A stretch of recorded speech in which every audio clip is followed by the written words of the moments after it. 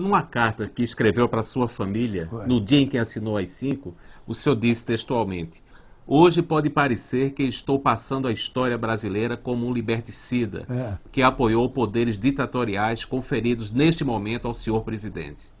Como é que o senhor acha que Jarbas Passarinho vai passar para a história? Depende de quem é juiz, porque é um problema histórico. É preciso pegar mais adiante, meu amigo. Eu achava, ao fim de 73, que tinha que voltar imediatamente o poder aos políticos civis. Eu sou a favor de uma eleição direta, que o presidente Médici seja o candidato ou apresente um candidato por ele, né? A minha argumentação era a popularidade do Médici, que eu fui testemunha. Eu assisti no Maracanã a demonstrações até hoje de pessoas que estiveram lá. Quando ele foi louvado no Maracanã, bateram palma, eu estava do lado.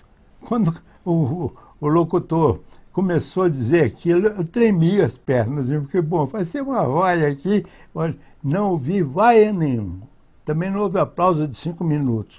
Houve aplauso, mas sem vaia. O senhor teme, em algum momento, intimamente, o julgamento da história?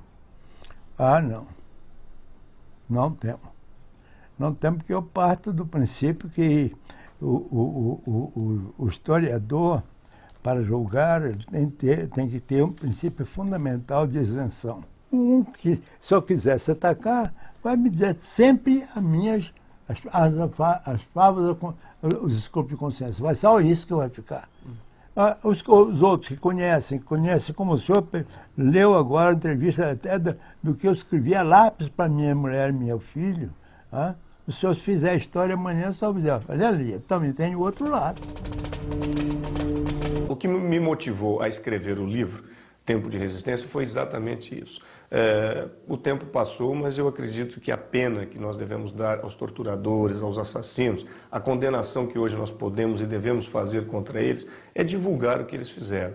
É contar a história para os seus filhos, para os seus familiares, para os seus vizinhos, contar a história para a comunidade, contar a história para a juventude que não viveu aquilo e dizer quais foram os torturadores, quais foram os assassinos do povo brasileiro. E acredito que a história é implacável com todos nós. Hoje eu tenho orgulho de contar a nossa história, eles têm vergonha de contar a história deles. Eu tenho a absoluta certeza que, com o passar do tempo, na história, mas na história é ciência, então vão ser reabilitadas as figuras de Câmara Ferreira, de Marighella e de muitos outros que foram mortos nesses acontecimentos, dessa tentativa de libertação do país. Que, na verdade, a visão que a história vai passar é que quem tinha razão éramos nós. Nós é que tínhamos razão, nós é que queríamos um Brasil melhor socialmente, melhor para o povo. Quem queria éramos nós, então nós é que estávamos certos. Não os militares que nos perseguiram, nos mataram. Bem, a minha visão a respeito da ditadura militar é radical. Foi prejuízo para a causa democrática. Cerceou lideranças e cortou uma escola que nós tínhamos de formação para a participação política. Nós emergimos durante muitos anos nas trevas da ditadura. O propalado milagre econômico favoreceu a pessoas que já nadavam no poder e no capital. E a pobreza realmente está aí num atestado de que este país, que precisava de mudanças, continua ainda hoje necessitando de mudanças fundamentais para que o povo tenha vida. A nota que eu dou para a ditadura militar, eu fui professor e eu sei que um bom professor não deve dar nota muito negativa. Então eu dou 0,5. Mesmo que nós tenhamos sido derrotados, eu acho que moralmente nós demos um exemplo, né,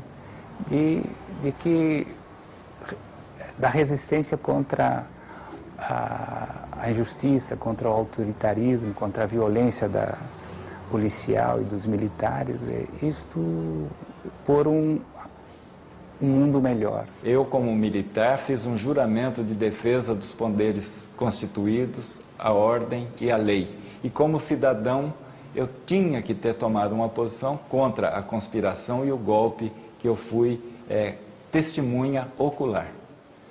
Então, a minha participação na luta armada foi por convicção e por compromisso com o nosso país e com a continuidade constitucional que foi rompido pelos militares. Basicamente, dizer eu não aceito essa tirania, eu não aceito essa injustiça.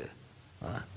Eu acho que o valor, à medida que você recupera isso na história, não só nossa, mas na história do Brasil todo, todos aqueles que disseram não, ela tem um significado sempre presente. Porque se isso acontecer outra vez, vai ter um não, entende?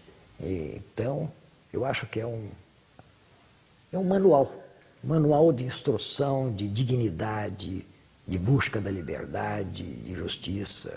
Eu acho que esse é o referencial histórico. Tanto que se você pega as pessoas que viveram aqueles anos de medo, de angústia, o tempo todo, você pergunta a ela quais foram os melhores anos da sua vida, ela dizia, foram aqueles.